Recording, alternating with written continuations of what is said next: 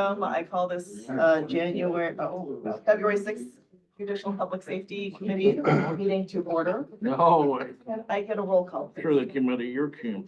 Chair Evans, Here. Vice Chair Ozog, Here. Member Chaplin, Here. Member Childress. Yes. Member Desart, Here. Member Eckhoff, Here. Member Guston, Here. Member Krajewski, Here. Member Forsey, Here. Member Tornator, Here. Member Yu, Here. Member Zay. Here. Do we have public comment today? You have two public comments. The first is from Paul Drapick. Yeah, yeah. There. You stand up here or? Yeah, we're. You want to stand in the back? Well, you'll be on camera and you'll be closer to the mic. Oh, shoot. Oh, there's a mic. Hey, hi, my name is Terry Newsom. I'm a DGTRO elected committeeman. I'm also the Illinois president of Parents Involved in Education for the state of Illinois. And I'm here, I sent you guys emails last night, probably didn't get them there so late, so. Good morning, Public Safety Committee. Terry Newsom, DGTRO committeeman, Parents Involved in Education president. I'm here to express my concerns for the safety of other residents of DuPage County.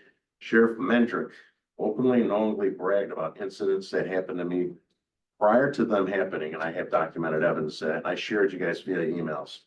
Because of political disputes and criticism, myself, Paul Drapick, and other DGTRO political donors and supporters of Mendrick's, Paul and I and others became targets of harassment by slander and vindictive sheriff. Mendrick's weaponized his position of law enforcement officials to harass and silence us. Sheriff Mendrick openly bragged to numerous individuals in public via electronic communications on the conspiracy of his DGTRO allies. Sheriff Mendrick stated that he was going to send state police to my home and place me on a watch list for supposedly making a threat to Senator Kern, which never happened, as well as discussed with the police. On my Ring camera, they were told to come by the higher ups. And I have that on Ring camera. Sheriff Mendrick also said that he was going to spread information about me being an ex-offender in an attempt to discredit me. Yes, I'm an ex-offender from 35 years ago. I changed my life. I'm proud of who I became, the things I've done. I spoke to people when they got out. I try to help them, encourage them. But Sheriff Mendrick, a guy who claims to help ex-offenders, is kind of hypocritical.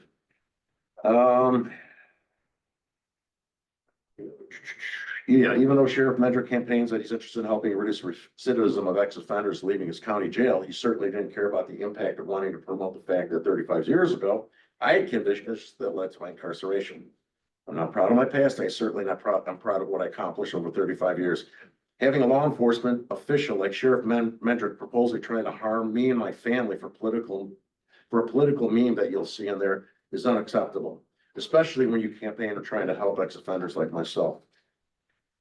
We know he was doing this for a political stunt, not only to come after me, but also to pretend that he cares about ex-offenders. Sheriff Mendrick bragged about the following incidences before they happened. State police were coming to my home. November 7th, Ring camera I have. State police came to my house. He was going to share my history. Sure enough, on our Downers Grove Township Board meeting, and I'm not saying Mendrick's put these all together. Right here, 35 pages on every single table. So I have document that he was saying this to other people, text messages before this happened. This is the sheriff of our county.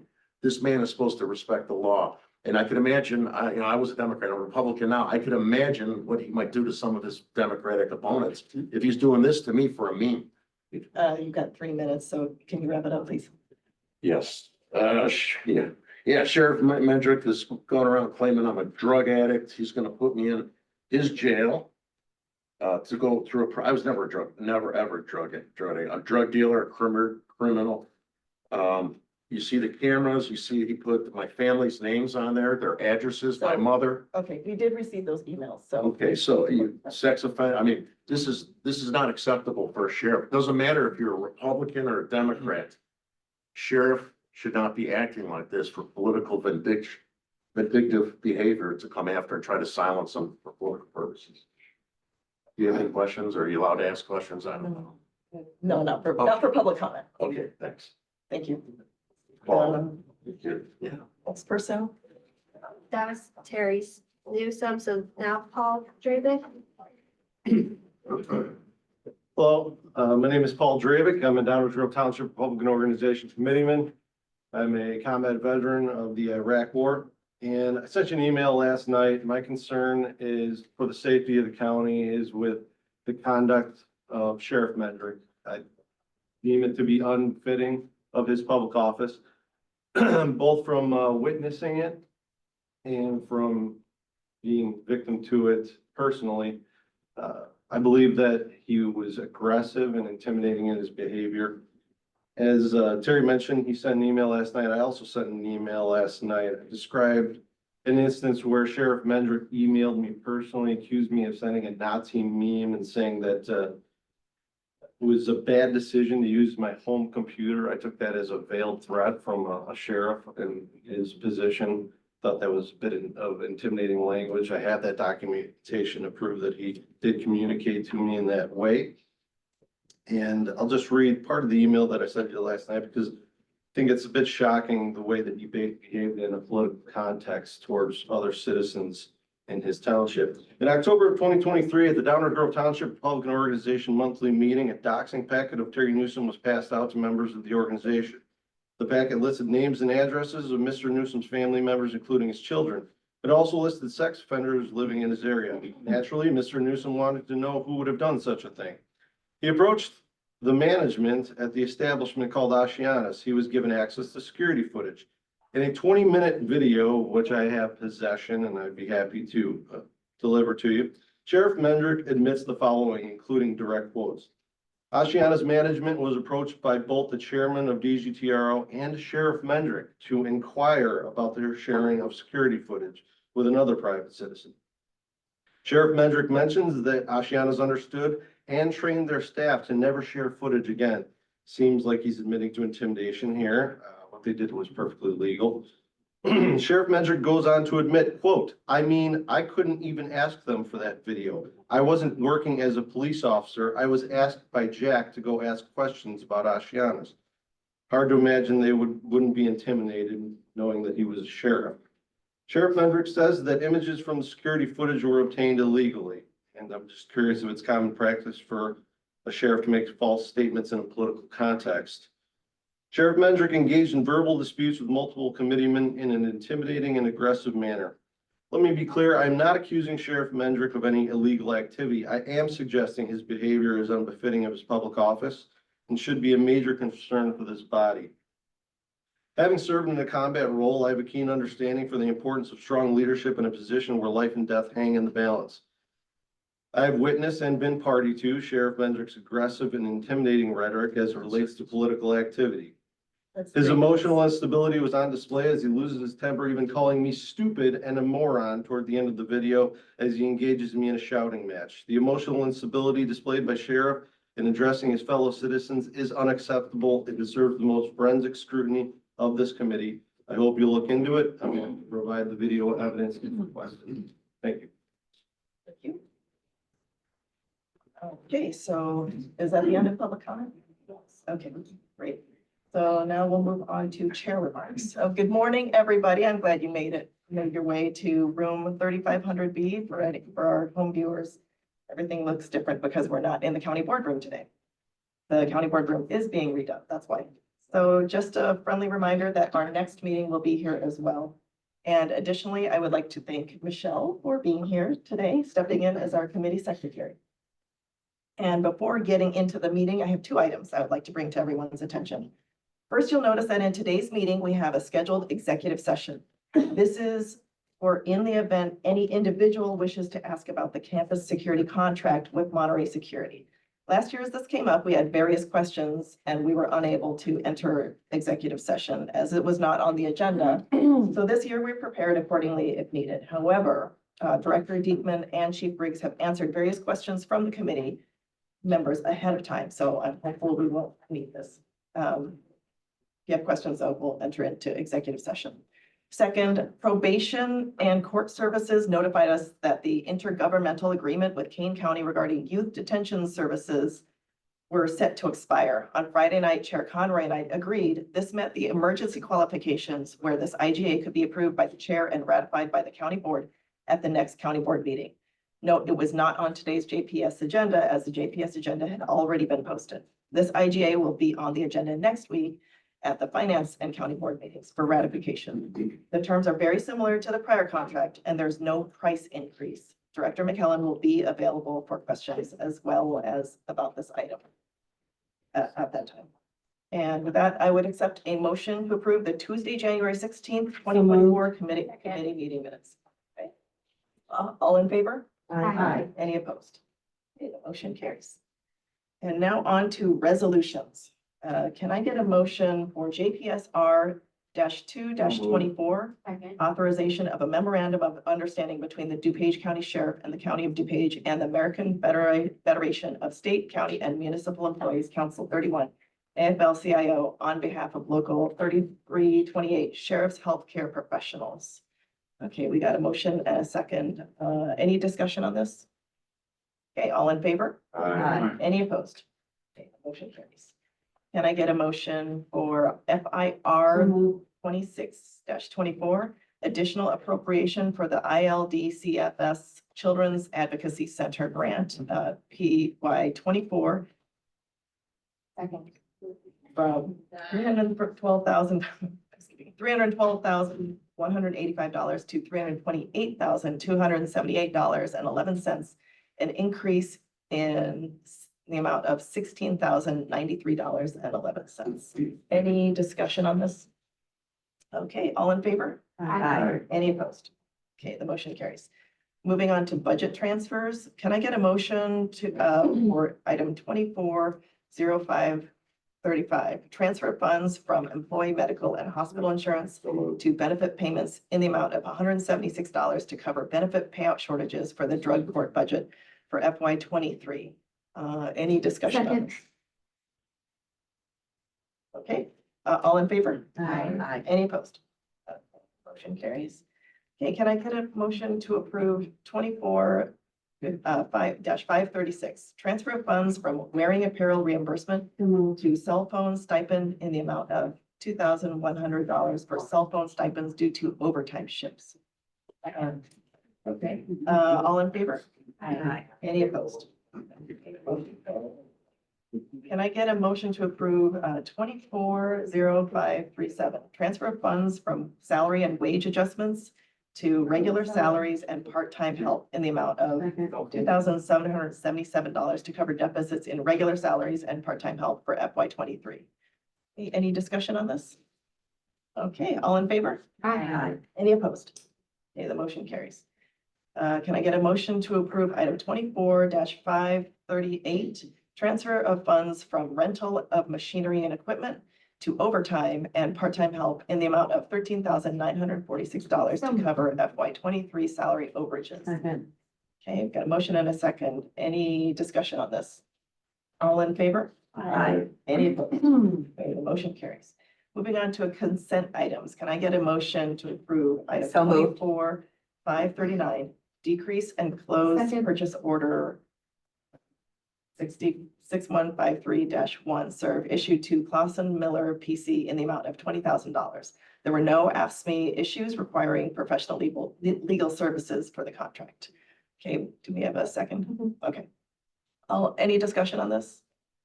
All in favor? Aye. Any opposed? Okay, motion carries. Can I get a motion, moving on to number 9, informational, can I get a motion to place on file item 24-540, informational Second. public defender's office monthly statistical report, December 2023? Any discussion on this? Member Desart? Yeah, Jeff, hi, good morning to you. I had a question.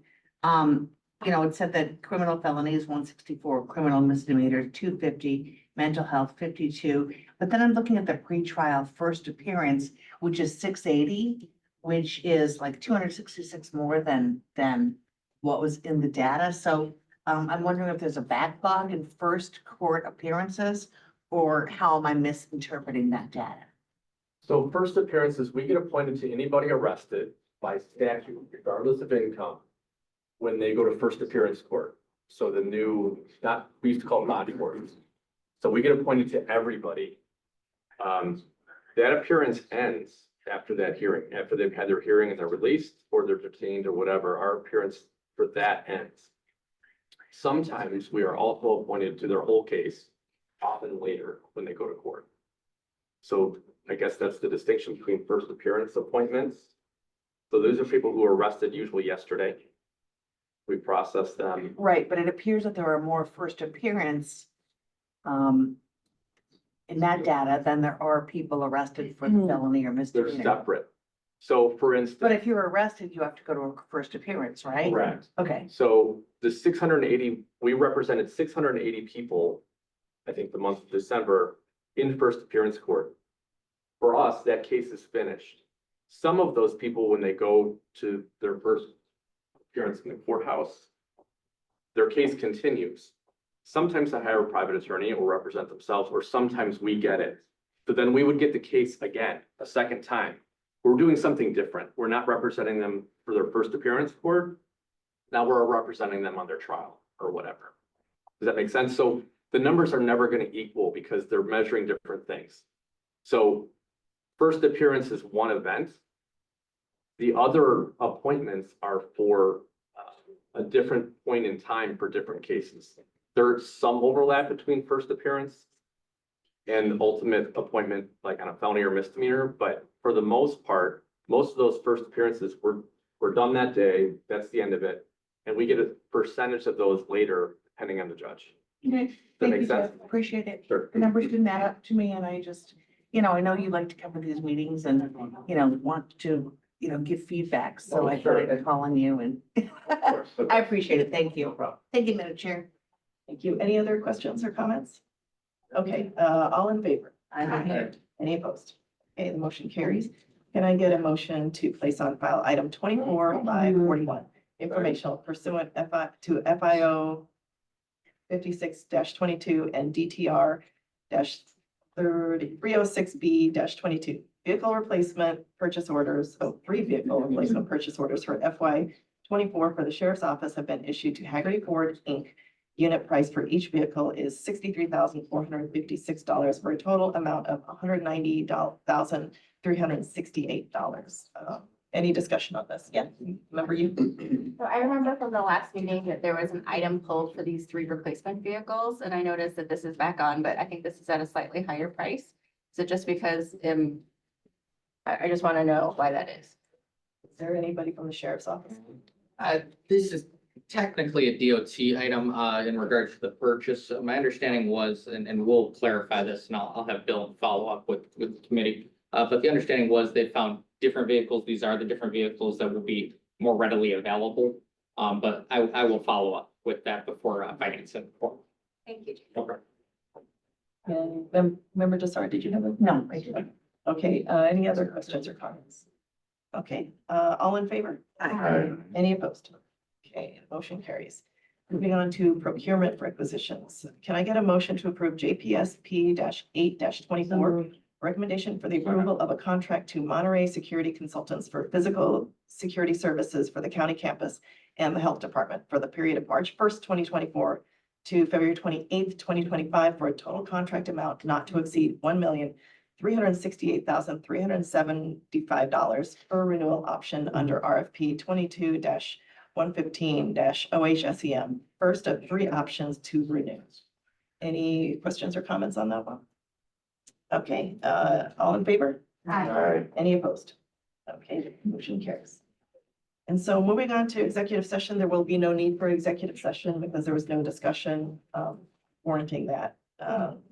We don't have to vote on it. I have a question. Oh, you did. No. You're a funny man. Okay. Yeah. I'm here to. Is that a motion? Okay, any old business? Okay, Well, thank you, Madam Chair. So I was wondering if we could possibly get an update on the Safety Act and how it's going. Because every day I read the Daily Herald pretty much like it says, what is it called? Pre-trial detention denied. So I was just curious if we could get update on the status of our jail population, how the Safety Act is working and things of that nature, maybe for our next meeting. Yeah, I don't know about the next meeting. We wanted to wait until we got enough data to actually make it meaningful, but I did reach out. I think it's in the works, but I think we want to make sure we have enough data to make it look like they're. Okay, great. Just So to- you guys are gonna bill us. That was We'll have an update. Yes. Okay, great, thank you. And then, We're gonna have I to can speak to that for a moment. I actually just gave a continuing ed presentation on the Safety Act and some of the updates in regards to not specific to DuPage County data, but I will ensure we work with our DuPage County officials.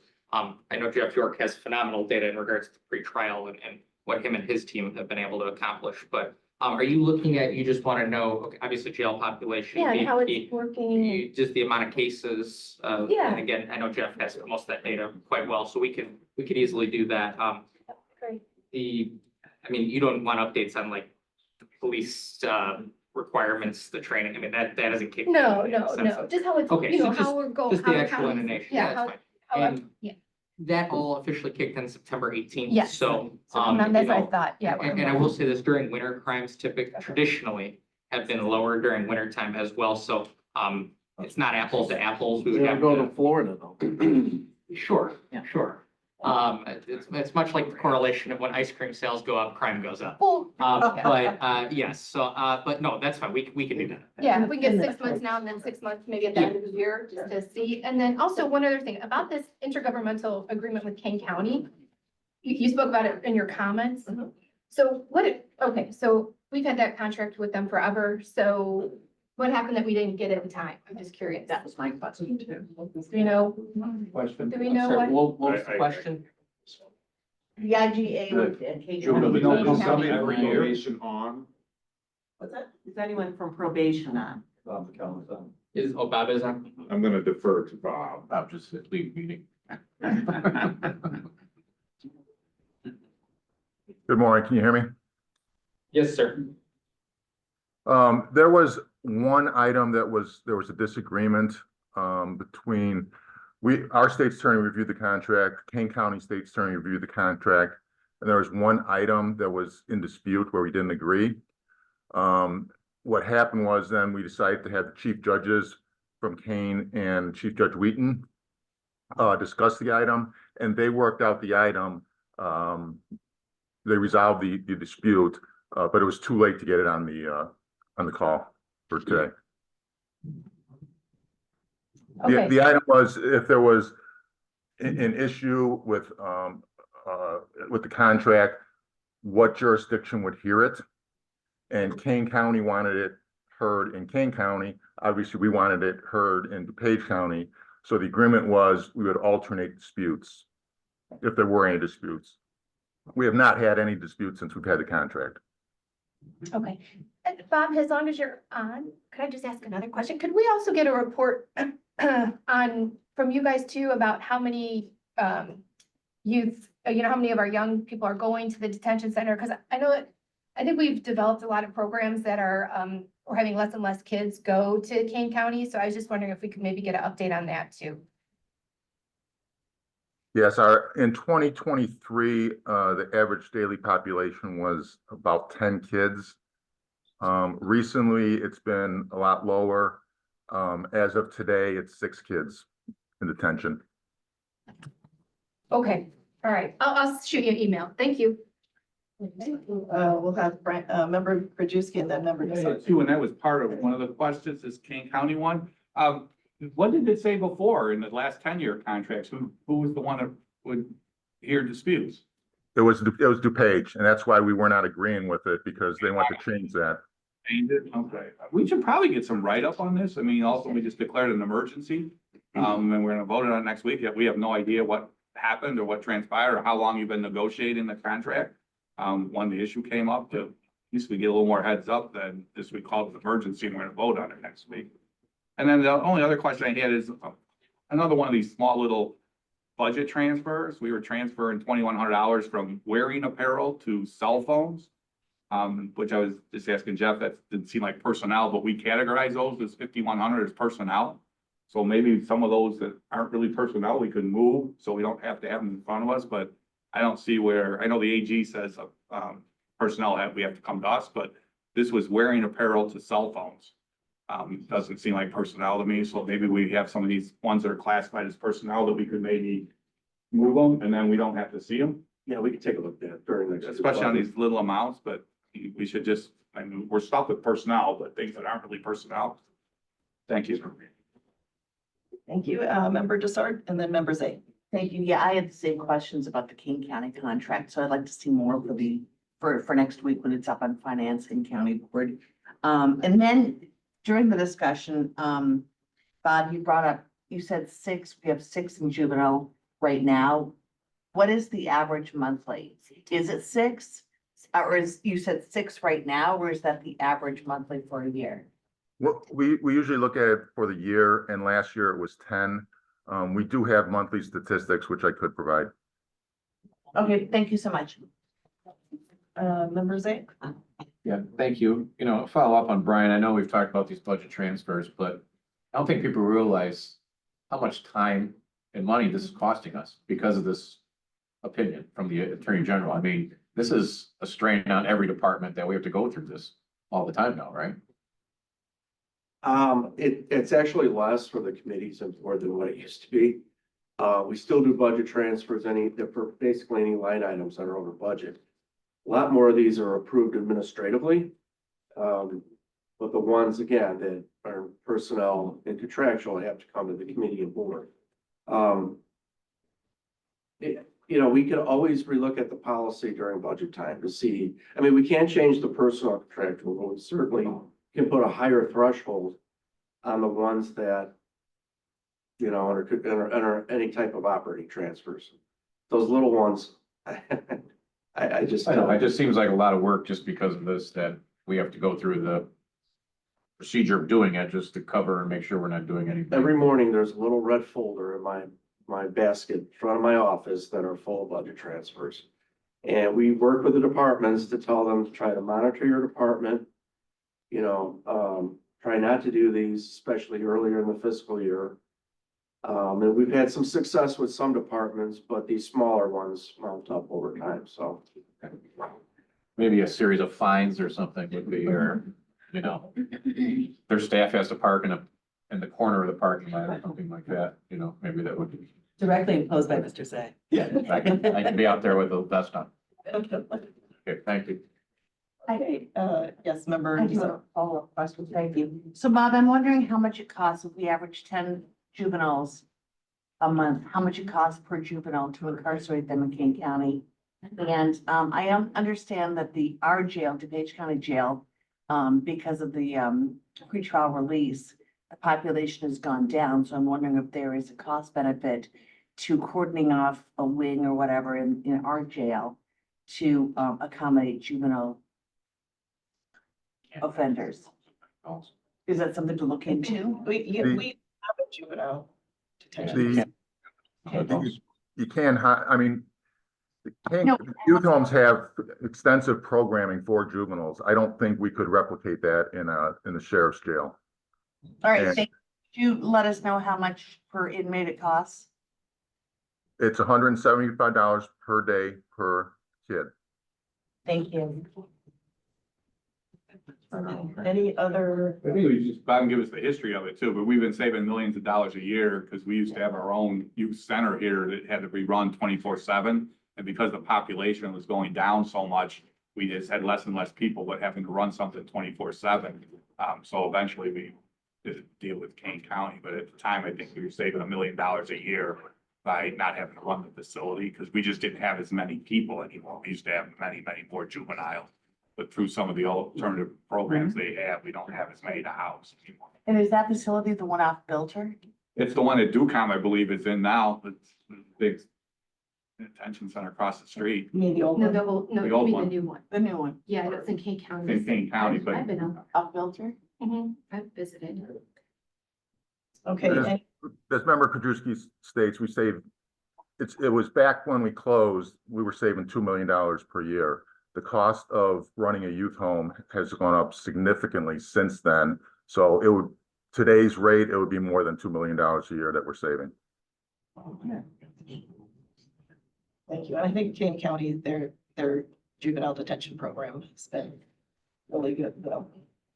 They have a very, very good reputation, so I think we have good faith in what they're doing. Okay, any other old business? Okay, any new business? Okay, can I take a motion to adjourn? Hey, all in favor? Aye. Any opposed? Okay, we are.